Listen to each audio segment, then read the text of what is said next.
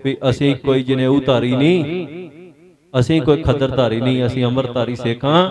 अमृतधारी सिख होने का अर्थ की है?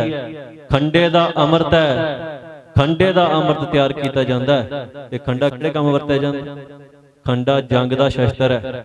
दो धारी खंडा जिहड़ा है ओहदा जदों अमृत तैयार हुंदा है, उस अमृत नूं छक के, उस अमृत नूं पी के सिख कदे भी जुल्म नहीं सहिंदा। सो ये वो धरती, पवित्र धरती है जिथे संत करतार सिंह जी, संत ज्ञानी जरनैल सिंह खालसा पिंडरां वाले 20वीं सदी के महान सिख शहीद, जिन्हां ने सिखां नूं इह दस्सिया कि जे गुरु नाल प्रेम करना है तो किवें करना है। अज उस धरती ते पहुंचे हैं। संगतां ने जिवें प्रेम दिखाया ये भी अकह है, ये असीं कह नहीं सकते, ना धन्नवाद कर सकते हैं। सो बहुत बहुत धन्नवाद जिन्नियां भी संगतां इत्थे पहुंचियां। अज जिहड़ी गल की शुरुआत करनी है, बाबा जी पहला बोल के गए ने भी हुकूमत ने यह तहैया कर लिया भी सिखां नूं शस्त्रहीन करना। हुकूमत यह चाहुंदी है भी सिखां दे घर चों एक डांग भी ना लभे सुकी। क्यों ना लभे? उहदा एक कारण है भी जे साडे घरां दे विच शस्त्र ने, फिर जनूनियां दी कोई भीड़ जिहड़ी दिल्ली च साडे घरां दे चढ़ के आई सी, जिन्हां ने साडीਆਂ ਧੀਆਂ ਭੈਣਾਂ ਦੀ ਬੇਇੱਜ਼ਤੀ ਕੀਤੀ, जिन्हां साडे कारोबार लुटे, जिन्हां साडे भरावां दे गलां 'ਚ टैर पाए, जिन्हां साडे छोटे छोटे बच्चे सिखां दे कोह के मार दिते, ਉਹ भीड़ तां चढ़ के आउंदी है जे निहत्थे होईए। वैसे एक कौम डरपोकां दी कौम है, एक कल्ले नूं कल्ले नहीं टक्करदे, ये भीड़ां दे रूप 'ਚ इकट्ठियां हो के ते हमलावर हुंदे ने। ते जेड़े भीड़ां दे रूप 'ਚ इकट्ठियां हो के हमला करन आउण, उन्हां तो बचा कौन करदा है? अजकल कई उठ के कह दिंदे ने भी धर्म प्रचार वास्ते माला जरूरी है जी कल्ली, ते असीं उन्हां नूं दस दईए भी असीं उस दे पुत्तर हां जिन्हें क्या है, जो तो प्रेम खिलन का चाओ, सिर धर तली गली मेरी आओ। असीं किसे उस दे पुत्तर नहीं जिहड़े कहंदे सी मंत्र मार के ते बाबर दीयां फौजां तबाह कर देंगे। बाद उदों पता लगा जदों बाबर दीयां फौजां सिर ते आण चढ़ियां ते सिर जाण के जुत्तियां मारियां ते फिर कुछ भी नहीं होया। तो सतगुर सच्चे पातशाह ने साडी अरदास की आंदा, प्रथम भगौती सिमर के। भगौती नूं प्रथम क्यों सिमरना है? तलवार नूं तेग नूं प्रथम क्यों मनना है? क्योंकि जे धर्मी ने धर्म कमाउणा है, जे धर्मी ने भगती करनी है, जे धर्मी ने बाणी पढ़नी है, ते बाणी ओहो ही पढ़ सकदा जिहदे मन च सकून है, जिहदे मन च भै नहीं, डर नहीं, ते जिहदे कोल तेग नहीं वो डरदा है। क्योंकि जे तुसीं कोल तेग नहीं रखी, कोल शस्त्र नहीं रखिया, ते अजकल ते शस्त्रां दा रूप भी बदल गया। सतगुर सच्चे पातशाह ने बंदूकां रखियां सी अपने समय च, वधिया तो वधिया हथियार सतगुर सच्चे पातशाह ने, छेवें पातशाह ने जदों संगतां नूं अपील कीती, हुक्म कीता भी सोहणियां जवानियां, सोहणे शस्त्र, घोड़े सानूं भेंट करो। सो इस करके हुकूमत ये चाहुंदी है नौजवानों भी असीं पहिलां ते सिर मूँह मना लईए, ते सिर मूँह मना के ना ते किरपान फड़न जोगे रहिंदे असीं। सिर मूँह मुन्निया होवे, दाढ़ी कुतरी होवे ते हत्थ 'च किरपान होवे 3 फुटी, ऐ लगदा कोई गुंडा जा रहा।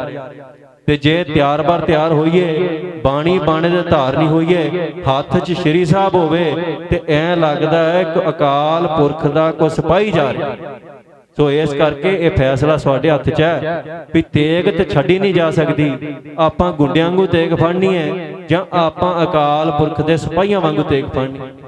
अज मैनूं ये खबर, मैं वैसे हुण बहुती वेंदा नहीं, पर ये मिली सी भी हुकूमत ने एक 10 साल की उम्र के बच्चे ते परचा कर दिता। परचा किहड़ी गल दा भी 6 साल पहला उन्हें शस्त्र नाल फोटो पाई सी, वो हथियार दे नाल जिहड़ी फोटो पाई ही ओहदा अज इन्हां ने परचा कर दिता। पता नहीं ना ते इन्हां नूं कोई सलाह देण वाला है, कोई चज दा सलाहकार रखिया होवे भी बंदा पुछे भी हथियार की फोटो ऑनलाइन पाउण नाल जे परचे हुंदे आ, ते जिन्नियां इन्हां दीयां MLA MP तुरे फिरदे बंदे बीबियां सारियां रला के इन्हां सारियां दीयां फोटोआं मौजूद है। ते जे ते तुसीं हुकूमत मनदे जो भी सारियां वास्ते बराबर है, फिर ते पहिलां पाउण अपने मंत्रियां दे परचे, इन्हां नूं देण अंदर, फिर दूजियां दे पाउण जिहड़े विरोधी धिर वाले ने उन्हां कोल भी हथियार ने, फिर सारियां ते जदों पै जांदे ने उस तो बाद च ये परचे पाउण साडे ते। मैं ये गल नहीं कहंदा भी साडे ते परचा ना पाउण, मैं कहना पा के वेख लैण। पर मसला ये है ਵੀ ਹਕੂਮਤ ਜਿਹੜੀ ਆਪ ਕਿਸੇ ਦੀ ਰਾਖੀ ਕਰਨ 'ਚ ਸਮਰੱਥ ਨਹੀਂ। ਹੁਣ ਤੁਸੀਂ ਦੱਸੋ ਮੈਨੂੰ ਵੀ ਇੱਥੇ ਜਿਹੜੀਆਂ ਲੁੱਟਾਂ ਖੋਹਾਂ ਹੁੰਦੀਆਂ ਉਹ ਲਾਇਸੈਂਸੀ ਹਥਿਆਰਾਂ ਨਾਲ ਹੁੰਦੀਆਂ? ਜਿਹੜੇ ਇੱਥੇ ਸਾਡੇ ਨੌਜਵਾਨ ਮਾਰੇ ਜਾ ਰਹੇ ਨੇ, ਇਹ ਕਿਹੜੇ ਲਾਇਸੈਂਸ ਕਿਹੜੀ ਗਵਰਨਮੈਂਟ ਨੇ ਇਸ਼ੂ ਕੀਤੇ ਸੀ? ਸੋ ਜੇ ਇਹ ਲਾਇਸੈਂਸ ਮਿਲਦੇ ਹੀ ਕਿਤੇ ਨਹੀਂ, ਤੇ ਇਹ ਜਿਹੜੇ ਲੁੱਟਣ ਵਾਲੇ ਨੇ, ਜਿਹੜੇ ਮਾਰਨ ਵਾਲੇ ਨੇ, ਜਿਹੜੇ ਸਾਡੇ ਗਲਾਂ 'ਚ ਟਾਇਰ ਪਾਉਣ ਦਾ ਯਤਨ ਕਰਦੇ ਨੇ, ਉਹਨਾਂ ਨੂੰ ਕਿਸੇ ਲਾਇਸੈਂਸਾਂ ਦੀ ਲੋੜ ਨਹੀਂ। ਤੇ ਸਾਡੇ ਜਿਹੜੇ ਮਾੜੇ ਮੋਟੇ ਲਾਇਸੈਂਸੀ ਹਥਿਆਰ ਨੇ, ਹਕੂਮਤ ਉਹ ਵੀ ਕੈਂਸਲ ਕਰਨ ਤੇ ਤੁਲੀ ਹੈ। ਇੱਥੋਂ ਤੱਕ ਵੀ ਘਰਾਂ ਦੀਆਂ ਤਲਾਸ਼ੀਆਂ ਕਰ ਕਰਕੇ ਜੰਗਾਲੀਆਂ ਕਿਰਪਾਨਾਂ ਕੱਢ ਕੇ ਲੈ ਕੇ ਜਾ ਰਹੇ ਨੇ ਬਾਹਰ। ਤੇ ਮੀਡੀਆ ਵਾਲੇ ਵੀ ਗਾੜੀ ਮੈਂ ਕਰ ਕਰਕੇ ਪੁੱਛਦੇ ਨੇ, ਜਿਨ੍ਹਾਂ ਦੇ ਘਰੋਂ ਕਿਰਪਾਨ ਮਿਲਦੀ ਹੈ, ਵੀ ਤੁਸੀਂ ਇਹ ਰੱਖੀ ਕਿਉਂ ਸੀ? ਪਰ ਉਹ ਜਵਾਬ ਇਸ ਕਰਕੇ ਨਹੀਂ ਦੇ ਸਕੇ ਖਾਲਸਾ ਜੀ, ਵੀ ਉਹਨਾਂ ਦੇ ਸਿਰ ਤੇ ਕੇਸ ਨਹੀਂ, ਸਿਰ ਤੇ ਦਸਤਾਰ ਨਹੀਂ, ਮੂੰਹ ਤੇ ਦਾੜਾ ਨਹੀਂ, ਤੇ ਜਵਾਬ ਕੀ ਦੇਣਾ ਸੀ ਵੀ ਕਿਉਂ ਰੱਖੀ ਹੈ? ਜੇ ਤੇ ਤਿਆਰ ਬਰ ਤਿਆਰ ਸਿੱਖ ਹੁੰਦੇ ਤੇ ਪਹਿਲੀ ਗੱਲ ਤੇ ਕੋਈ ਪੁੱਛਣ ਦੀ ਜ਼ਰੂਰਤ ਨਹੀਂ ਕਰਦਾ, ਤੇ ਜੇ ਕਰ ਵੀ ਲਵੇ ਤੇ ਉਹਨੂੰ ਇਹ ਦੱਸਿਆ ਜਾ ਸਕਦਾ ਵੀ ਇਹ ਸਤਿਗੁਰ ਸੱਚੇ ਪਾਤਸ਼ਾਹ ਦਾ ਹੁਕਮ ਹੈ ਵੀ ਮੈਂ ਦਰਸ਼ਨ ਕਿਸੇ ਵੀ ਸਿੱਖ ਨੂੰ ਬਿਨਾਂ ਤੇਗ ਤੋਂ, ਬਿਨਾਂ ਸ਼ਸਤਰਾਂ ਤੋਂ, ਬਿਨਾਂ ਕੇਸਾਂ ਤੋਂ ਨਹੀਂ ਦੇਣੇ। ਤੇ ਅਸੀਂ ਅੱਜ ਕੀ ਕਰ ਰਹੇ ਹਾਂ? ਸੋ ਇਸ ਕਰਕੇ ਅੱਜ ਜੋ ਸਮਾਂ ਸਾਡੇ ਤੇ ਆਣ ਬਣਿਆ, ਉਸ ਧਰਤੀ ਤੇ ਖੜੇ ਆ ਜਿੱਥੋਂ ਸਾਰੀ ਖੇਡ ਸ਼ੁਰੂ ਹੋਈ ਸੀ, ਜਿੱਥੋਂ ਸਾਡੇ ਹੱਕਾਂ ਦੀ ਗੱਲ ਸ਼ੁਰੂ ਹੋਈ, ਜਿੱਥੋਂ ਕਿਸੇ ਨੇ ਇਹ ਆਵਾਜ਼ ਚੁੱਕੀ ਵੀ ਸਿੱਖਾਂ ਨੇ ਹੁਣ ਇਦਾਂ ਜ਼ੁਲਮ ਨਹੀਂ ਸਹਿਣਾ। ਅਸੀਂ ਕੋਈ ਗਾਂਧੀ ਦੇ ਪੁੱਤਰ ਨਹੀਂ ਹੈਗੇ, ਅਸੀਂ ਕਲਗੀਧਰ ਪਾਤਸ਼ਾਹ ਦੇ ਪੁੱਤਰ ਹਾਂ। ਅੱਜ ਉਹਨਾਂ ਦਾ ਗੁਰਤਾ ਗੱਦੀ ਦਿਵਸ ਹੈ। ਗੁਰਤਾ ਗੱਦੀ ਦਿਵਸ ਦੇ ਉੱਤੇ 10ਵੇਂ ਪਾਤਸ਼ਾਹ ਨੇ ਜਦੋਂ ਬਾਅਦ ਪਹਿਲਾਂ ਚਰਨਾਮ੍ਰਿਤ ਦੀ ਰਵਾਇਤ ਸੀ, ਜਿਨੇ ਸਿੱਖ ਬਣਨਾ ਉਹ ਚਰਨਾਮ੍ਰਿਤ ਪੀ ਕੇ ਗੁਰੂ ਦਾ ਸਿੱਖ ਬਣਦਾ ਸੀ। ਫਿਰ ਗੁਰੂ ਸਾਹਿਬ ਨੇ ਖੰਡੇ ਬਾਟੇ ਦੀ ਪੌਲ ਤਿਆਰ ਕੀਤੀ, ਸਭ ਨੂੰ ਖੰਡੇ ਬਾਟੇ ਦਾ ਅੰਮ੍ਰਿਤ ਛਕਾਇਆ, ਤੇ ਐਸਾ ਨਿਆਰਾ ਨਿਰਾਲਾ ਪੰਥ ਸਾਜਿਆ ਜਿਹਦਾ ਸੰਸਾਰ ਦੇ ਉੱਤੇ ਕੋਈ ਤੋੜ। ਹੁਣ ਤੁਸੀਂ ਮੈਨੂੰ ਇਹ ਦੱਸੋ ਵੀ ਅਸੀਂ ਅੱਜ ਨਿਆਰੇ ਹੈਗੇ ਕਿ ਨਹੀਂ ਹੈਗੇ? ਮਹਾਰਾਜ ਦੇ ਬਚਨ ਹੈ, ਜਬ ਲਗ ਖਾਲਸਾ ਰਹੇ ਨਿਆਰਾ, ਤਬ ਲਗ ਤੇਜ ਦਿਉ ਮੈਂ ਸਾਰਾ, ਜਬੇ ਗਏ ਵਿਪਰਨ ਕੀ ਰੀਤ, ਮੈਂ ਨਾ ਕਰੂੰ ਇਨਕੀ ਪ੍ਰਤੀਤ। ਹੁਣ ਜਦੋਂ ਅਸੀਂ ਵਿਪਰ ਦੇ ਰਾਹ ਤੇ ਤੁਰ ਪਏ, ਇੱਥੇ ਮੇਰੇ ਕੋਲ ਕਈ ਸਿੱਖ ਸ਼ਿਕਾਇਤਾਂ ਲੈ ਕੇ ਆਉਂਦੇ ਨੇ। ਗ੍ਰੰਥੀ ਸਿੰਘਾਂ ਦੀ ਇੱਕ ਸਭ ਤੋਂ ਵੱਡੀ ਸ਼ਿਕਾਇਤ ਹੈ ਵੀ ਗ੍ਰੰਥੀ ਸਿੰਘਾਂ ਦੀ ਹਾਲਤ ਅੱਜ ਗੁਰੂ ਘਰਾਂ ਚੋਂ ਕਰ ਦਿੱਤੀ ਗਈ ਹੈ, ਤੇ ਅਸੀਂ ਕੀਤੀ ਹੈ, ਕਿਸੇ ਹੋਰ ਨੇ ਨਹੀਂ ਕੀਤੀ। ਸਿਰ ਮੁੰਨਿਆ, ਸ਼ਰਾਬੀ, ਕਬਾਬੀ, ਇਹ ਸ਼ਵਾਬ ਦੇ ਨਸ਼ੇ ਲੈਣ ਵਾਲੇ ਬੰਦੇ ਕਮੇਟੀਆਂ ਦੇ ਪ੍ਰਧਾਨ ਨੇ, ਤੇ ਥੱਲੇ ਗੁਰਸਿੱਖ ਗ੍ਰੰਥੀ ਉਹਨਾਂ ਦੇ ਹੱਥੋਂ ਜਲੀਲ ਹੁੰਦਾ। ਬਾਬੇ ਬੁੱਢੇ ਦੀ ਅਵਸਥਾ ਹੈ, ਬਾਬਾ ਬੁੱਢਾ ਸਾਹਿਬ ਜੀ ਦੀ ਅਵਸਥਾ ਪਹਿਲੇ ਹੈਡ ਗ੍ਰੰਥੀ ਨੇ ਦਰਬਾਰ ਸਾਹਿਬ ਦੇ।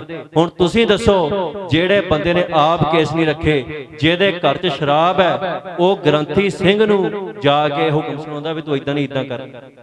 12 ਵਜੇ ਤੋਂ ਪਹਿਲਾਂ ਆਨੰਦ ਕਾਰਜ ਦੀ ਰਵਾਇਤ ਹੈ ਵੀ 12 ਵਜੇ ਤੋਂ ਪਹਿਲਾਂ ਆਨੰਦ ਕਾਰਜ ਹੋ ਜਾਣਾ ਚਾਹੀਦਾ, ਤੇ 12 ਵਜੇ ਤੋਂ ਬਾਅਦ 2:30 ਵਜੇ 3 ਵਜੇ ਇਹ ਆਨੰਦ ਕਾਰਜ ਦੀਆਂ ਰਸਮਾਂ ਪੂਰੀਆਂ ਹੁੰਦੀਆਂ।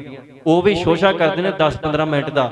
ਉਹ ਬੰਦੇ ਆ ਜਾਂਦੇ ਨੇ 4-5 ਤੇ ਭੱਜ ਕੇ ਗ੍ਰੰਥੀ ਨੂੰ ਨਾਲ ਕਹੀ ਜਾਂਦੇ ਨੇ ਵੀ ਭਾਈ ਛੇਤੀ ਕਰ, ਛੇਤੀ ਪੜ੍ਹ ਲੈ ਸਾਰਾ ਕੁਝ।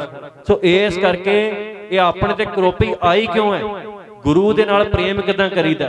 ਗੁਰੂ ਦੀ ਸ਼ਰਨ 'ਚ ਬੈਠੇ ਆ, ਗੁਰੂ ਦੀ ਹਜ਼ੂਰੀ 'ਚ ਬੈਠੇ ਆ, ਤੇ ਜੇ ਅੱਜ ਗੁਰੂ ਦੀ ਹਜ਼ੂਰੀ 'ਚ ਬੈਠ ਕੇ ਅਸੀਂ ਕਾਹਲੀ 'ਚ ਹੋਈਏ, ਸਾਡਾ ਮਨ ਕਿਤੇ ਹੋਵੇ, ਕਿਸੇ ਦਾ ਆਪਣੇ ਘਰ ਮਨ ਟਿਕਿਆ ਹੋਵੇ, ਕਿਸੇ ਦਾ ਆਪਣੇ ਕਾਰੋਬਾਰ 'ਚ ਟਿਕਿਆ ਹੋਵੇ, ਅਸੀਂ ਇਕਾਗਰਚਿਤ ਹੋ ਕੇ ਬੈਠੀਏ ਨਾ, ਤੇ ਫਿਰ ਗੁਰੂ ਨੇ ਪ੍ਰੇਮ ਕਿੱਥੋਂ ਕਰਨਾ? ਤੇ ਜਿਨ ਪ੍ਰੇਮ ਕੀਓ ਤਿਨ ਹੀ ਪ੍ਰਭ ਪਾਇਓ। ਤੇ ਇਹ ਗੱਲ ਅਸੀਂ ਭੁੱਲ ਜਾਈਏ ਵੀ ਬਿਨਾਂ ਸਤਿਗੁਰ ਸੱਚੇ ਪਾਤਸ਼ਾਹ ਨੂੰ ਪ੍ਰੇਮ ਕੀਤਿਆਂ ਅਸੀਂ ਕੁਝ ਪ੍ਰਾਪਤ ਕਰ ਸਕਦੇ? ਕੋਈ ਪ੍ਰਾਪਤੀ ਨਹੀਂ ਹੋਣੀ। ਨਾ ਰਾਜ ਦੀ ਪ੍ਰਾਪਤੀ ਉਹਨਾਂ ਚਿਰ ਹੋਣੀ ਹੈ, ਨਾ ਭਗਤੀ, ਨਾ ਕਿਸੇ ਹੋਰ ਚੀਜ਼ ਦੀ ਪ੍ਰਾਪਤੀ ਹੋਣੀ। ਜੇ ਰਾਜ ਲੈਣਾ ਹੈ, ਰਾਜ ਕਿਉਂ ਜ਼ਰੂਰੀ ਹੈ?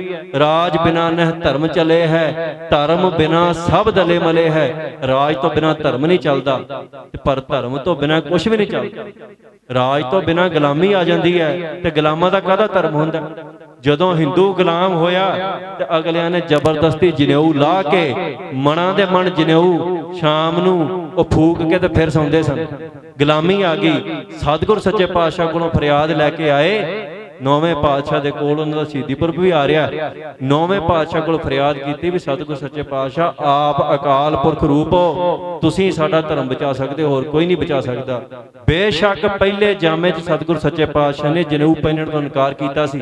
ਜਨੇਊ ਨਾਲ ਸਾਡਾ ਕੋਈ ਸਬੰਧ ਨਹੀਂ, ਕੋਈ ਵਾਸਤਾ ਨਹੀਂ, ਪਰ ਸਿੱਖਾਂ ਦਾ ਸਿਧਾਂਤ ਹੈ ਸਰਬੱਤ ਦੇ ਭਲੇ ਦਾ, ਜੀਓ ਤੇ ਜੀਣ ਦਿਓ ਦਾ। ਸਤਿਗੁਰ ਸੱਚੇ ਪਾਤਸ਼ਾਹ ਨੇ ਕਿਹਾ ਕੋਈ ਧਰਮ ਆਪਣੀ ਮਰਜ਼ੀ ਨਾਲ ਛੱਡ ਜਾਵੇ ਜੀ ਸਦਕੇ, ਪਰ ਕਿਸੇ ਨੂੰ ਵਰਗਲਾ ਕੇ, ਲਾਲਚ ਦੇ ਕੇ, ਜਬਰੀ ਧਰਮ ਕਬੂਲ ਕਰਾਉਣਾ ਪ੍ਰਵਾਨ ਨਹੀਂ। ਨੌਵੇਂ ਪਾਤਸ਼ਾਹ ਨੇ ਆਪ ਦਿੱਲੀ ਜਾ ਕੇ ਸੀਸ ਕਟਾਇਆ, ਸੀਸ ਕਟਾ ਕੇ ਜਨੇਊ ਦੀ ਰਾਖੀ ਕੀਤੀ। ਪਰ ਜਿਨ੍ਹਾਂ ਦੀ ਕੀਤੀ ਉਹਨਾਂ ਅਕਿਰਤ ਘਣਾ ਦੇ ਪੁੱਤ ਪੋਤਰਿਆਂ ਨੇ ਜਾ ਕੇ 10ਵੇਂ ਪਾਤਸ਼ਾਹ ਦੇ ਉੱਤੇ ਫੌਜਾਂ ਚੜਾ ਕੇ ਕਈ ਵਾਰ ਹਮਲੇ ਕੀਤੇ।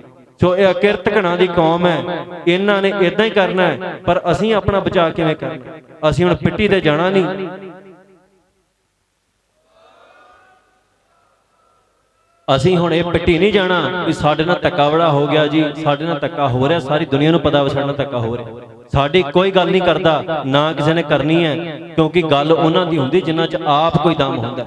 ਜਿੰਨਾ ਚਿਰ ਅਸੀਂ ਬੈਠ ਕੇ ਇਦਾਂ ਧੱਕਾ ਸਹਿਣਾ ਉਹਨਾਂ ਚਿਰ ਹੋ ਹੀ ਜਾਣਾ। ਤੇ ਜਿੱਦਣ ਅਸੀਂ ਧੱਕੇ ਦਾ ਜਵਾਬ ਧੱਕੇ 'ਚ ਦੇਣ ਲੱਗ ਪਏ ਉਦਣ ਇਹ ਸਾਰੇ ਧੱਕੇ ਬੰਦ ਹੋ ਜਾਣਗੇ।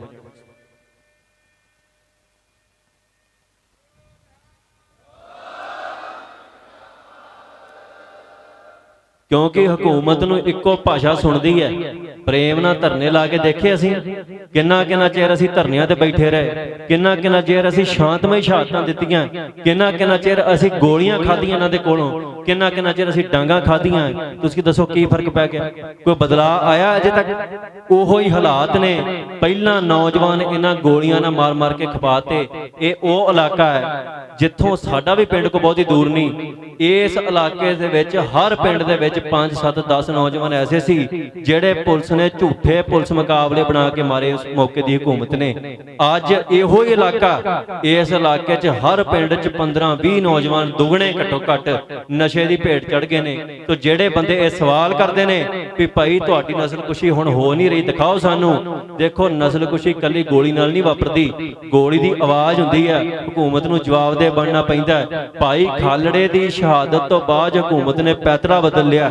ਉਹਨੇ ਕਿਹਾ ਵੀ ਇਹਨਾਂ ਨੂੰ ਗੋਲੀਆਂ ਨਾਲ ਮਾਰਾਂਗੇ, ਸ਼ਹੀਦ ਬਣਨਗੇ। ਜਿੱਥੇ ਸ਼ਹੀਦ ਦਾ ਲਹੂ ਡੁੱਲੂ ਉੱਥੇ ਅਨੇਕਾਂ ਸ਼ਹੀਦ ਪੈਦਾ ਹੋਣਗੇ। ਇਹਨਾਂ ਨੂੰ ਐਸੇ ਕੰਮ ਤੇ ਲਾ ਦਿਓ ਵੀ ਇਹ ਆਪ ਹੀ ਮਰ ਜਾਣ।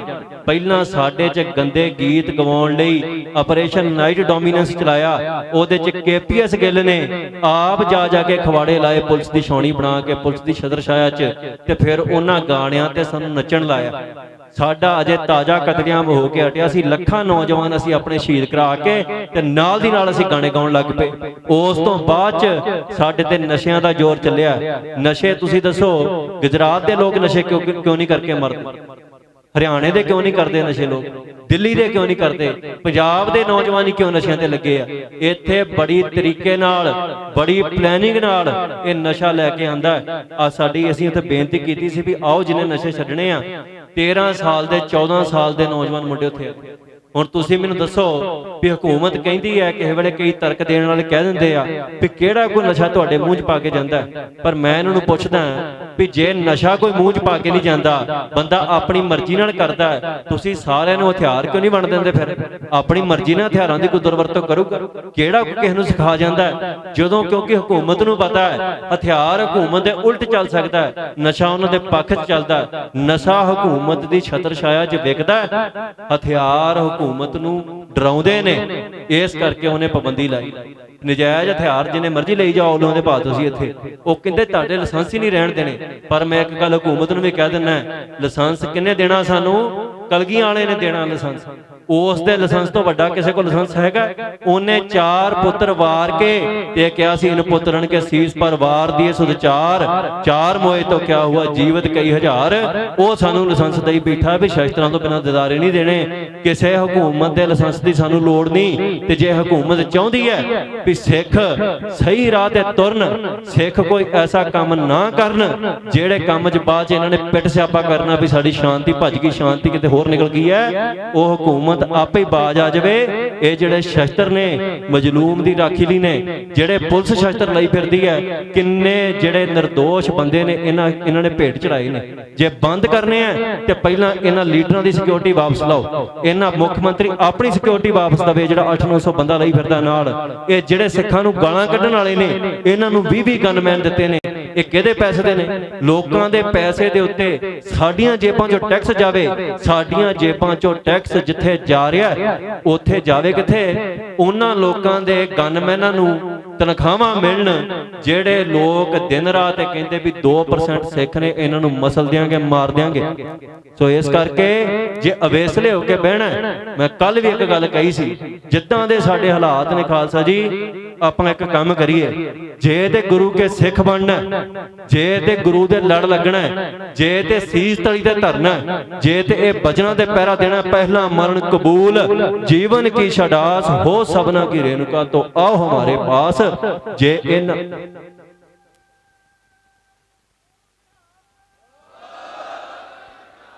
जे इन्हां बचनां दे पहरा देना ते फिर ते भाई तैयारी कर लो।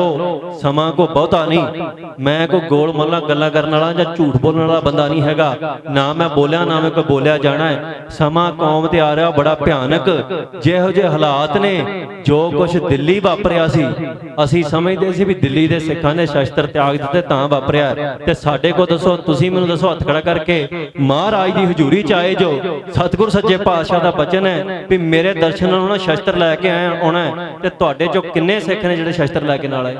निहत्थे हो के गुरु की हजूरी च आए हैं, निहत्थे हो के गुरु की हजूरी च आ गए हैं, ते नगत्ते हो के सड़कों ते तुरे फिरदे हैं। कोई आण के साडी पग ला जांदा है, कोई साडीआं भैणां दी चुन्नियां नूं हत्थ पा जांदा है। अजकल हालात ये हो गए भी इत्थे जिहड़े प्रवासी रहिंदे ने ना, वो साडीआं धीआं भैणां नूं गंदियां नज़रां नाल वेखण लग पए। ये प्रतੱਖ हो गया हुण, ते कदों इंतजार कदों तक करना है भी जदों आके गलमे नूं हत्थ पा लणगे उदों करना कुछ। सो जे ते ये काम करना है फिर ते तैयारी कर लो। खंडे बाटे की पौल छको, खंडे बाटे की पौल छक के ये पहला आपां एक जिहड़ी है प्रण करना है गुरु साहब दी हजूरी दे विच 5 पैरां दे अगे करीदा भी जे लोड़ पई धर्म नूं ते सीस असीं देवांगे, भजदे नहीं। ते तुसीं मैनूं दसो अज धर्म नूं लोड़ नहीं। 40 मुक्तियां नूं बदावा लिखिया सी उन्हां ने, 40 मुक्तियां ने जो बदावा लिखिया सतगुर सच्चे पातशाह दे अगे रख दिता बदावा। गुरु साहब ने रोकिया नहीं कदी किसी नूं। ये ना सोचो जे गुरु ने कह दिता खालसा मेरो रूप है खास, ते खनी गुरु नूं किहड़ी गल दा घाटा पैना साडे तो बगैर।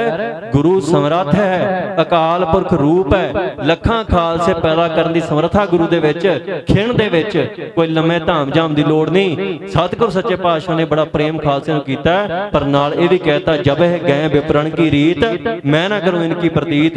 सो इस करके जे ते आपां रीत ते तुरना, गुरु साहब दी चलाई हुई रहत ते रहना, अमरधारी होना, फिर ते संघर्ष करना पैना। अज अमृत दी परिभाषा की है?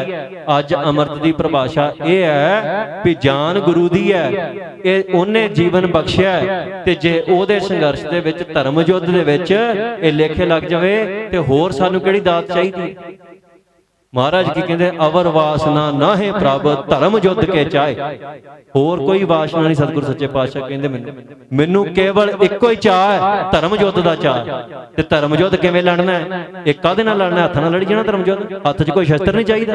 लड़ाई शस्त्रां तो बिना किवें हो सकती है? ते जे तुहानूं इह भुलेखा है भी लड़ाई होनी कोई नहीं जी, समा बदल गया, समा कोई नहीं बदलिया। जिहड़े साडी नस्लकुशी करना चाहुंदे सी अज भी वो नस्लकुशी करन दीआं तैयारियां कर रहे ने। अज छोटी मोटी कोई लड़ाई हो जाए सिखां दी, अगले मिनट दे विच कहंदे ने तुहानूं 84 चेते करा देंगे। क्यों कहंदे ने?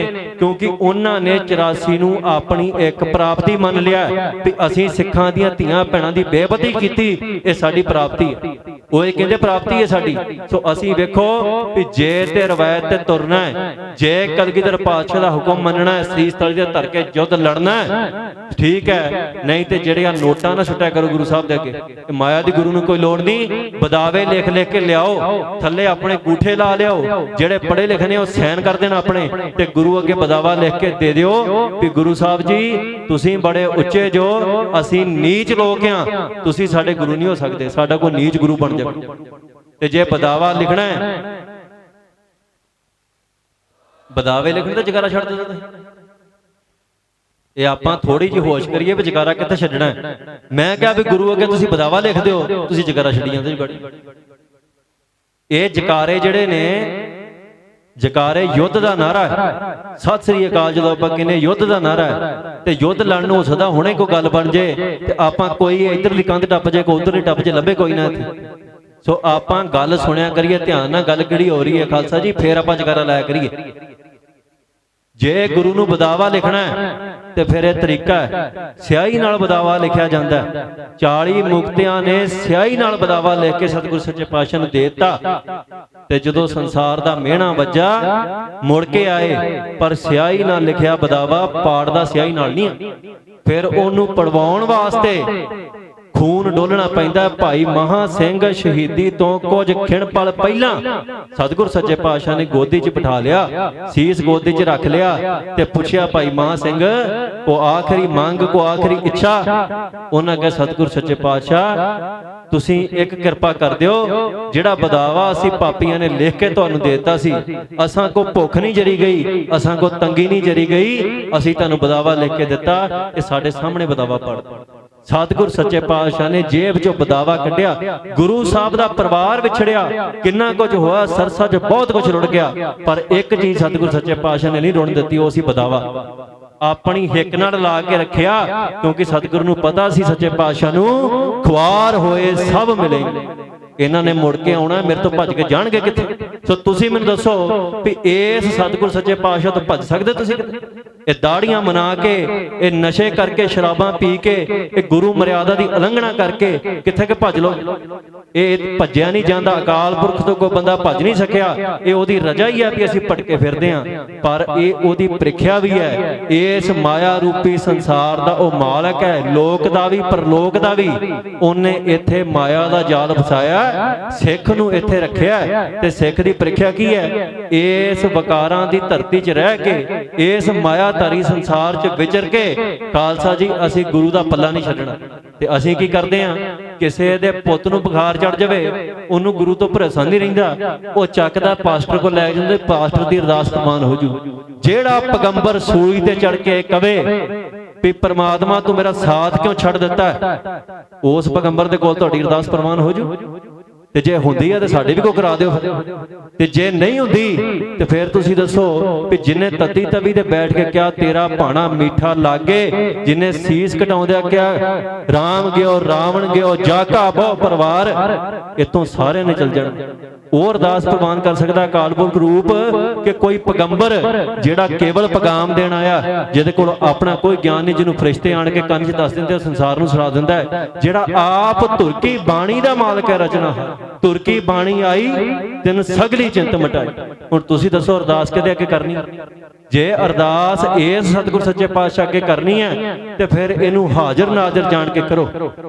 ਦਸਵੇਂ ਪਾਤਸ਼ਾਹ ਨੇ ਜਦੋਂ ਚਾਲੇ ਪਾਉਣੇ ਸੀ ਸੰਸਾਰ ਤੋਂ, ਜਿਹੜਾ ਦੇਹ ਰੂਪੀ ਸਰੀਰ ਸੀ, ਉਹਨਾਂ ਨੇ ਪਰਿਕਰਮਾ ਕੀਤੀ ਗੁਰੂ ਗ੍ਰੰਥ ਸਾਹਿਬ ਮਹਾਰਾਜ ਦੀ, ਤੇ ਭਜਨ ਕੀਤੇ ਆਗਿਆ ਭਈ ਅਕਾਲ ਕੀ ਤਬੇ ਚਲਾਇਓ ਪੰਥ, ਸਭ ਸਿੱਖਣ ਕੋ ਹੁਕਮ ਹੈ ਗੁਰੂ ਮਾਨਿਓ ਗ੍ਰੰਥ, ਗੁਰੂ ਗ੍ਰੰਥ ਜੀ ਮਾਨਿਓ ਪ੍ਰਗਟ ਗੁਰਾਂ ਕੀ ਦੇ।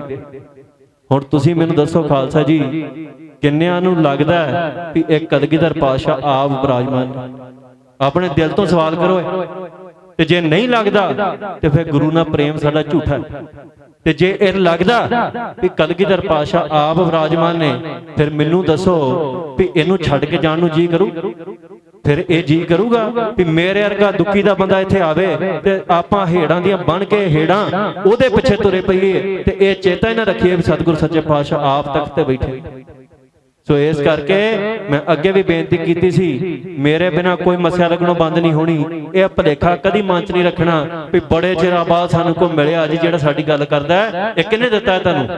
ਜੋ ਕੁਝ ਮੈਂ, ਮੇਰੇ 'ਚ ਹਜ਼ਾਰਾਂ ਕਮੀਆਂ ਨੇ, ਲੱਖਾਂ ਔਗਣ ਨੇ ਸਾਡੇ ਵਿੱਚ ਹੈ। ਹੁਣ ਤੁਸੀਂ ਦੱਸੋ ਵੀ ਜੇ ਮੈਂ ਜਿੱਦਾਂ ਦਾ ਵੀ, ਜੇ ਤੁਹਾਨੂੰ ਪ੍ਰਵਾਨ ਆ, ਤੇ ਮੈਂ ਇਹ ਕਹਿਣਾ ਵੀ ਮੈਂ ਇਸ ਦਰ ਦਾ ਕੂਕਰਿਆ, ਤੇ ਜੇ ਤੁਸੀਂ ਮੈਨੂੰ ਪ੍ਰੇਮ ਕਰਦੇ ਹੋ ਤੇ ਮੇਰੀ ਪਹਿਲੀ ਮੰਗ ਤੁਹਾਡੇ ਕੋਲ ਇਹ ਆ ਵੀ ਸਤਿਗੁਰ ਸੱਚੇ ਪਾਤਸ਼ਾਹ ਦੇ ਚਰਨ ਫੜ ਲਓ। ਇਹ ਮਾਫੀ ਮੰਗ ਲਈ ਆਪਾਂ ਸਾਰੇ ਰਲ ਕੇ ਵੀ ਗੁਰੂ ਸਾਹਿਬ ਜਨਮਾਂ ਜਨਮਾਂ ਦੇ ਭਟਕੇ ਆ, ਕਿਰਪਾ ਕਰੋ ਤੁਸੀਂ ਸਾਨੂੰ ਲੇਖੇ ਲਾ ਦਿਓ ਆਪਣੇ ਚਰਨਾਂ 'ਚ।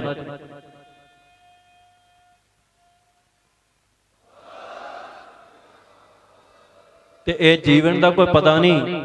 ਤੁਹਾਡੇ ਕਈ ਸੱਜਣ ਮਿੱਤਰ ਜਿਹੜੇ ਨਸ਼ਿਆਂ 'ਚ ਮਰ ਗਏ ਨੇ, ਪਤਾ ਹੀ ਹੈ ਨਾ ਸਾਰਿਆਂ ਨੂੰ।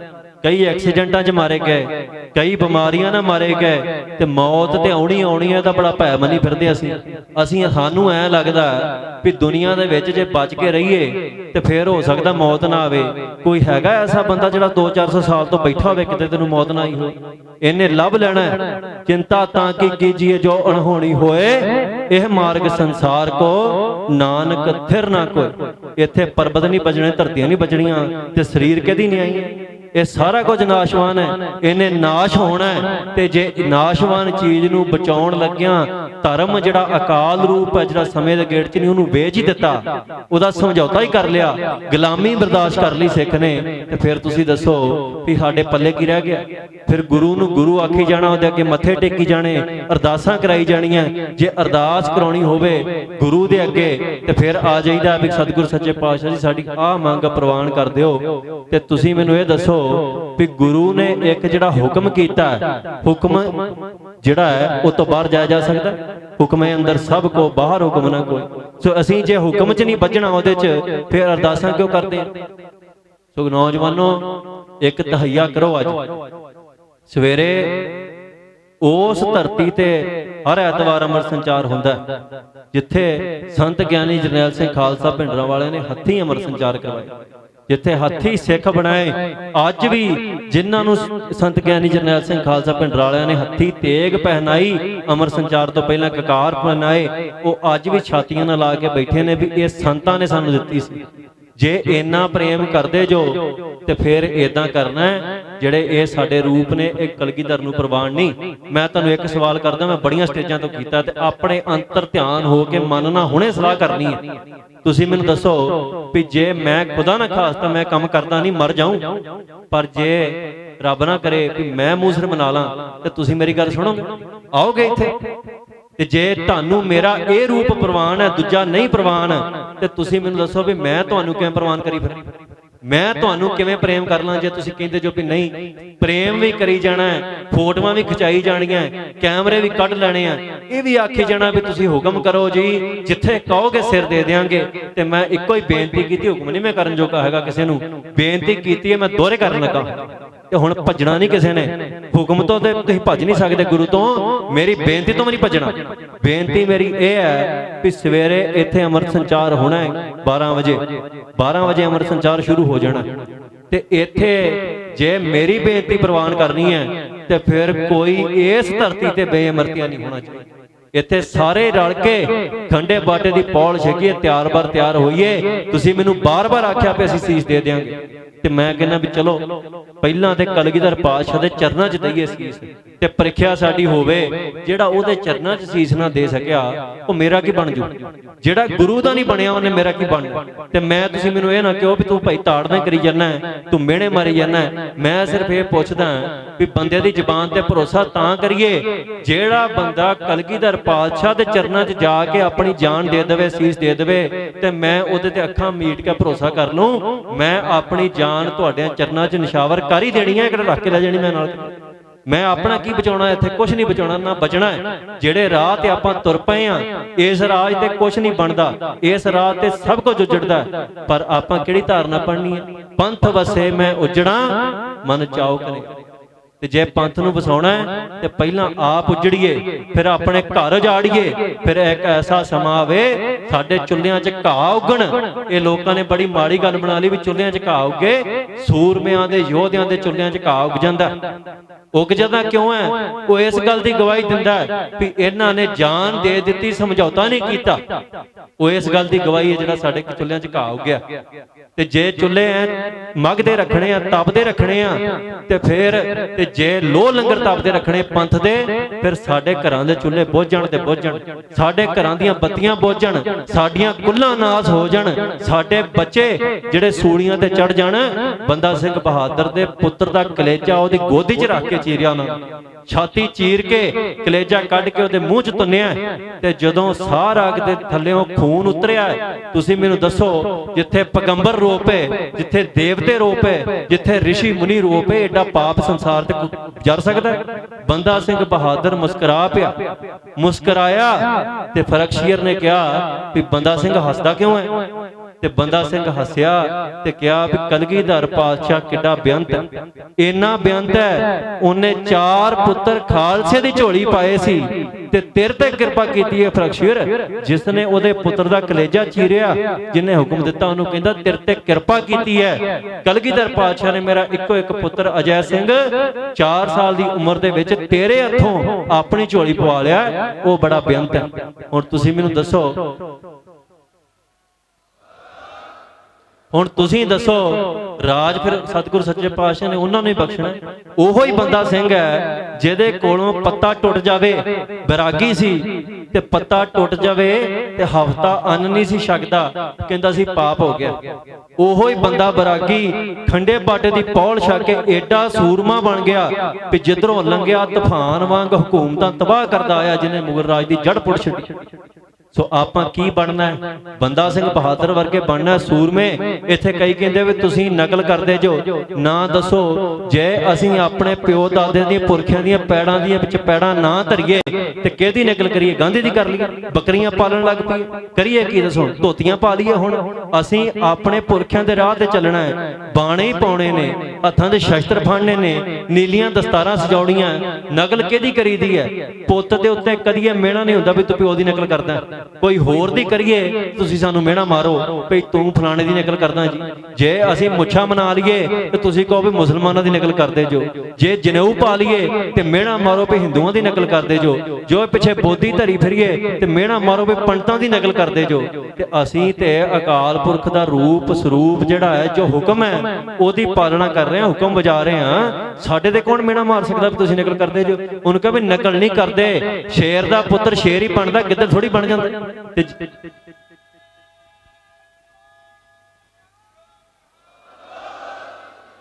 ਤੇ ਜੇ ਸ਼ੇਰ ਦੇ ਪੁੱਤਰ ਬਣਨਾ,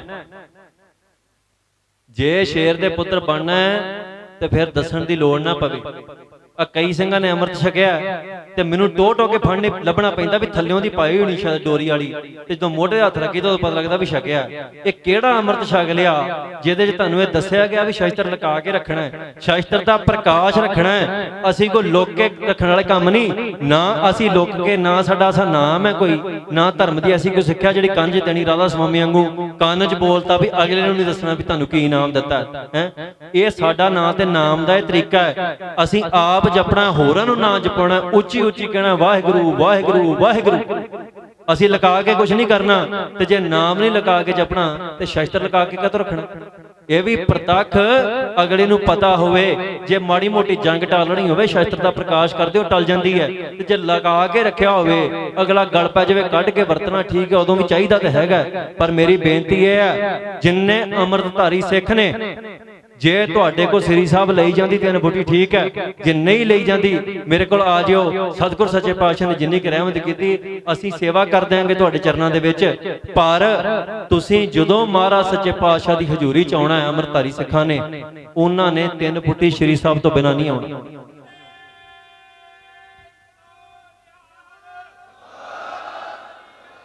ਤੇ ਖਾਲਸਾ ਜੀ ਇੱਕ ਹੋਰ ਕਰੀਤੀ ਹੈ ਜਿਹਦੇ ਬਾਰੇ ਗੱਲ ਕਰਨੀ ਹੈ, ਫਿਰ ਆਪਾਂ ਸਮਾਪਤੀ ਵੀ ਕਰਨੀ ਹੈ। ਉਹ ਕਰੀਤੀ ਇਹ ਹੈ, ਸਾਡੇ ਤੇ ਮਿਹਣਾ ਵੱਜਦਾ ਹੈ ਜਾਤ ਪਾਤ ਦਾ ਵੀ ਅਸੀਂ ਜਾਤ ਪਾਤੀ ਹਾਂ, ਅਸੀਂ ਜਾਤ ਪਾਤੀ ਵਿਤਕਰਾ ਕਰਦੇ ਹਾਂ। ਹਾਲਾਂਕਿ ਜੋ ਹਿੰਦੁਸਤਾਨ 'ਚ ਹਾਲ ਹੈ ਸਾਡੇ ਨਹੀਂ ਹੈਗਾ, ਪਰ ਇਹ ਕਦੇ ਨਹੀਂ ਕਹਿਣਾ ਚਾਹੀਦਾ ਵੀ ਬਿਲਕੁਲ ਕੁਝ ਨਹੀਂ ਹੈਗਾ ਜੀ ਸਾਡੇ 'ਚ। ਅਸੀਂ ਜੱਟ, ਮਜ਼੍ਹਬੀ ਸਿੱਖ, ਰੰਗਰੇਟੇ, ਪਤਾ ਨਹੀਂ ਕਿਹੜੀਆਂ ਕਿਹੜੀਆਂ ਰਵਿਦਾਸੀਏ, ਜਿਹੜੇ ਰਾਮਗੜੀਏ, ਇਹੋ ਜਿਹੀਆਂ ਜਾਤਾਂ ਜਿਹੜੀਆਂ ਨੇ, ਇਹਨਾਂ ਨੂੰ ਅਸੀਂ ਆਪਣੇ ਅੱਗੇ ਲਾ ਲਿਆ। ਜਦੋਂ ਗੁਰੂ ਸਾਹਿਬ ਨੇ ਖੰਡੇ ਬਾਟੇ ਦੀ ਪੌਲ ਤਿਆਰ ਕੀਤੀ ਹੈ, ਉਹ ਪੌਲ ਤਿਆਰ ਕਰਕੇ ਸਤਿਗੁਰ ਸੱਚੇ ਪਾਤਸ਼ਾਹ ਨੇ ਸਾਰੀਆਂ ਜਾਤਾਂ ਨੂੰ ਆਵਾਜ਼ ਦਿੱਤੀ, ਕਿਸੇ ਨੂੰ ਨਹੀਂ ਛੱਡਿਆ। ਬ੍ਰਾਹਮਣਾਂ ਨੂੰ ਵੀ ਕਿਹਾ ਵੀ ਆ ਜਾਓ। ਤੇ ਕਈ ਅਹੰਕਾਰੀ ਜਾਤ ਦੇ ਉਹ ਪਤਾ ਕੀ ਕਹਿੰਦੇ ਸੀ? ਉਹ ਕਹਿੰਦੇ ਵੀ ਭਾਈ ਅਸੀਂ ਆ ਨੀਵੇਂ ਲੋਕਾਂ ਨਾਲ, ਸਾਨੂੰ ਨੀਵੇਂ ਕਿਹਾ ਸੀ ਉਹਨਾਂ ਨੇ, ਸਾਨੂੰ ਚੰਡਾਲ ਕਹਿੰਦੇ ਰਹੇ ਨੇ। ਉਹਨਾਂ ਨੇ ਕਿਹਾ ਵੀ ਅਸੀਂ ਆ ਨੀਵੇਂ ਲੋਕਾਂ ਦੇ ਨਾਲ ਇੱਕੇ ਵੱਟ 'ਚ ਅੰਮ੍ਰਿਤ ਨਹੀਂ ਛਕਣਾ। ਤੇ ਸਤਿਗੁਰ ਸੱਚੇ ਪਾਤਸ਼ਾਹ ਨੇ ਕਿਹਾ ਵੀ ਫਿਰ ਤੁਹਾਡਾ ਸੁੱਤਿਆਂ ਦਾ ਮੂੰਹ ਕਦੋਂ ਚੁੰਮੀਏ? ਫਿਰ ਸਤਿਗੁਰ ਸੱਚੇ ਪਾਤਸ਼ਾਹ ਦੇ ਬਚਨ ਨੇ, ਇਨ ਗਰੀਬ ਸਿੱਖਣ ਕੋ ਦਿਉ ਪਾਤਸ਼ਾਹੀ, ਇਹਨਾਂ ਗਰੀਬ ਸਿੱਖਾਂ ਨੂੰ ਰਾਜ ਦੇਵਾਂਗੇ, ਇਹਨਾਂ ਗਰੀਬ ਸਿੱਖਾਂ ਨੂੰ ਪਾਤਸ਼ਾਹੀ ਦੇਵਾਂਗੇ। ਜੇ ਇਸ ਕਲਗੀਧਰ ਪਾਤਸ਼ਾਹ ਨੇ ਆਪਣਾ ਰਾਜ ਉਜਾੜ ਕੇ ਆਨੰਦਪੁਰ ਦਾ ਰਾਜ ਸੀ, ਸਾਜ ਤਾਜ ਬਾਜ ਸਾਰਾ ਕੁਝ ਸਤਿਗੁਰ ਸੱਚੇ ਪਾਤਸ਼ਾਹ ਦੇ ਛਤਰ ਝੂਲਦੇ ਸੀ। ਨੌਕਰ ਚਾਕਰ ਸੇਵਾਦਾਰ ਸਤਿਗੁਰ ਸੱਚੇ ਪਾਤਸ਼ਾਹ ਨੇ ਧਰਮ ਦੀ ਖਾਤਰ, ਖਾਲਸੇ ਦੀ ਖਾਤਰ ਮੁੱਠੀ ਨਹੀਂ ਮੀਟੀ, ਏਦਾਂ ਹੀ ਰਾਜ ਛੱਡ ਕੇ ਤੇ ਆਪ ਮਾਛੀਵਾੜੇ ਦੇ ਜੰਗਲ 'ਚ ਜਾ ਕੇ ਮਿੱਟੀ ਦਾ ਸਰਣਾ ਲਾ ਲਿਆ।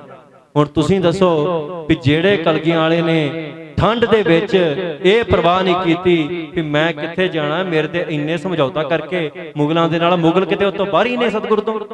ਔਰੰਗਜ਼ੇਬ ਸਤਿਗੁਰ ਸੱਚੇ ਪਾਤਸ਼ਾਹ ਦੇ ਹੁਕਮਾਂ ਤੋਂ ਬਾਹਰ ਹੀ ਸੀ ਨਹੀਂ, ਪਰ ਖਾਲਸੇ ਨੂੰ ਇੰਨਾ ਪ੍ਰੇਮ ਸੀ, ਖਾਲਸੇ ਨਾਲ ਸਾਰਾ ਕੁਝ ਕੁਰਬਾਨ ਕਰਕੇ ਆਨੰਦਪੁਰ ਸਾਹਿਬ ਤੋਂ ਮਾਛੀਵਾੜੇ ਦਾ ਸਫ਼ਰ ਕੀਤਾ। ਤੇ ਬਹੁਤੇ ਲੋਕਾਂ ਨੂੰ ਉਹ ਵੀ ਸਫ਼ਰ ਚੁੱਲ੍ਹਿਆਂ 'ਚ ਘਾਹ ਉਗਣ ਵਾਲਾ ਲੱਗਦਾ, ਪਰ ਧਰਮ ਦੀ ਨਗਰੀ ਦੇ ਵਿੱਚ ਨਫਾ ਨੁਕਸਾਨ ਵੱਖਰੇ ਨੇ। ਇਹ ਕੋ ਬਾਣੀਆਂ ਦੀ ਹੱਟੀ ਨਹੀਂ ਵੀ ਜਿੱਥੇ ਕੋਈ ਘਾਟਾ ਨਫਾ ਵੇਖਣਾ। ਅਸਾਂ ਜਦੋਂ ਧਰਮ ਤੇ ਆ ਪਈ, ਧਰਮ ਯੁੱਧ ਦਾ ਮਸਲਾ ਬਣ ਗਿਆ, ਫਿਰ ਘਾਟਾ ਨਫਾ ਕੁਝ ਨਹੀਂ ਹੁੰਦਾ। ਸੋ ਆਪਾਂ ਜਾਤ ਪਾਤੀ ਵਿਤਕਰਾ ਬਿਲਕੁਲ ਨਹੀਂ ਕਰਨਾ। ਅਸੀਂ ਸਾਰੇ ਸਿੱਖ ਇੱਕ ਦੂਜੇ ਦੇ ਭਰਾ ਆ, ਇੱਕ ਦੂਜੇ ਨਾਲ ਬੈਠਣਾ, ਇੱਕ ਦੂਜੇ ਨਾਲ ਵਿਚਾਰ ਕਰਨੀ ਹੈ। ਤੇ ਇਹ ਗੁਲਾਮੀ ਕਿਸੇ ਇਕੱਲੇ ਦੇ ਗੱਲ ਨਹੀਂ। ਇਹ ਨਾ ਕਹਿ ਦਈਏ ਵੀ ਫਲਾਣੇ ਦੀ ਗੱਲ ਹੈਗੀ, ਹੁਣ ਸਾਡੇ ਨਹੀਂ ਹੈਗੀ, ਜਦੋਂ ਸਾਡੇ ਤੇ ਆਊ ਵੇਖੀ ਜਾਊਗੀ। ਸਿੱਖ ਦਾ ਇੰਨਾ ਪ੍ਰੇਮ ਕਰੇ। ਜੇ ਗੁਰੂ ਨਾਲ ਪ੍ਰੇਮ ਕਰਨਾ ਕਿਵੇਂ ਕਰਨਾ? ਜੇ ਗੁਰੂ ਨਾਲ ਪ੍ਰੇਮ ਕਰਨਾ ਤੇ ਫਿਰ ਸਿੱਖਾਂ ਨਾਲ ਪ੍ਰੇਮ ਕਰੋ, ਗਰੀਬ ਸਿੱਖਾਂ ਨਾਲ ਪ੍ਰੇਮ ਕਰੋ।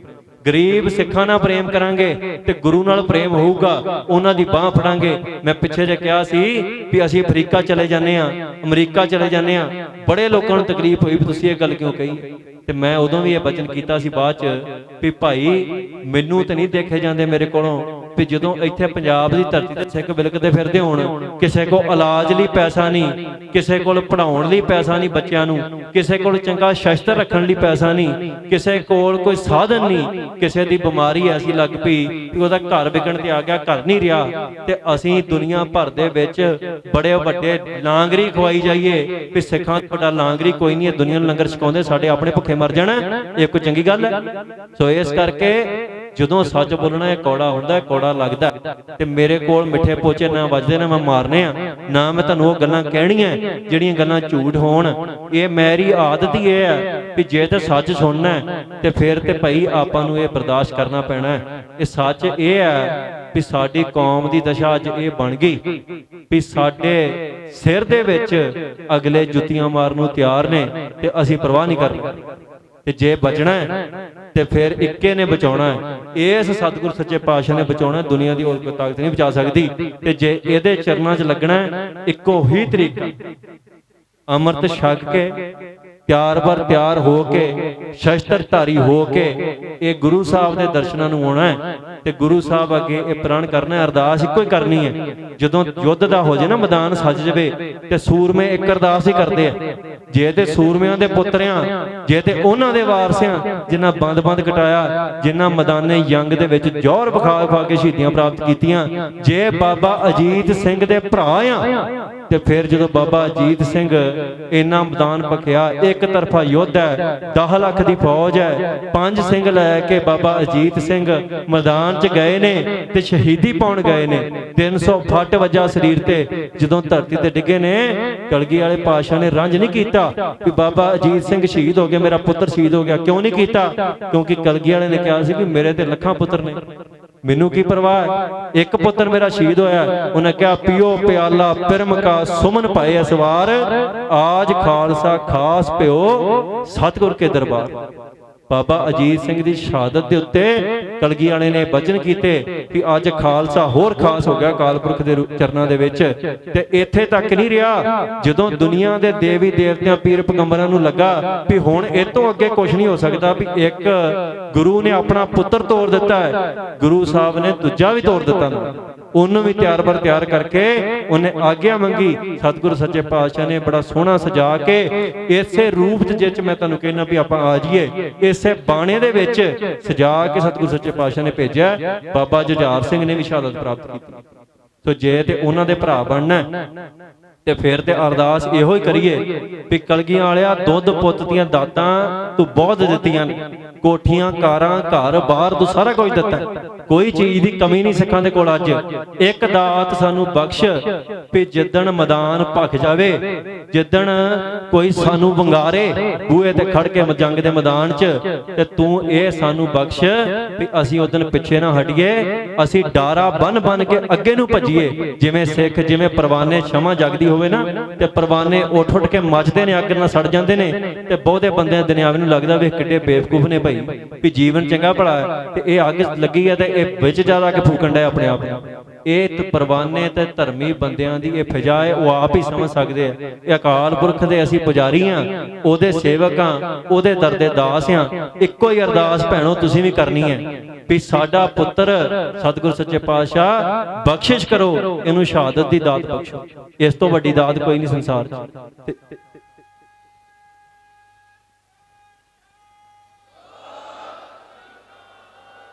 ਸੋ ਇੰਨੀਆਂ ਕਿ ਮੈਂ ਬੇਨਤੀਆਂ ਕਰਨੀਆਂ ਸਨ। ਕੱਲ ਨੂੰ ਅੰਮ੍ਰਿਤ ਸੰਚਾਰ ਹੋਣਾ ਹੈ। ਜਿਹੜੇ ਵੀ ਸਿੱਖਾਂ ਨੇ ਅਜੇ ਅੰਮ੍ਰਿਤ ਨਹੀਂ ਛਕਿਆ, ਜਿਹੜੇ ਗੁਰੂ ਕੇ ਸਿੱਖ ਨਹੀਂ ਬਣੇ, ਜਿਹੜੇ ਸਿੰਘ ਨਹੀਂ ਸਜੇ, ਉਹਨਾਂ ਦੇ ਚਰਨਾਂ 'ਚ ਬੇਨਤੀ ਹੈ ਵੀ ਆਪਾਂ ਇਹ ਜਨਮ ਬਿਰਥਾ ਨਾ ਗਵਾਈਏ।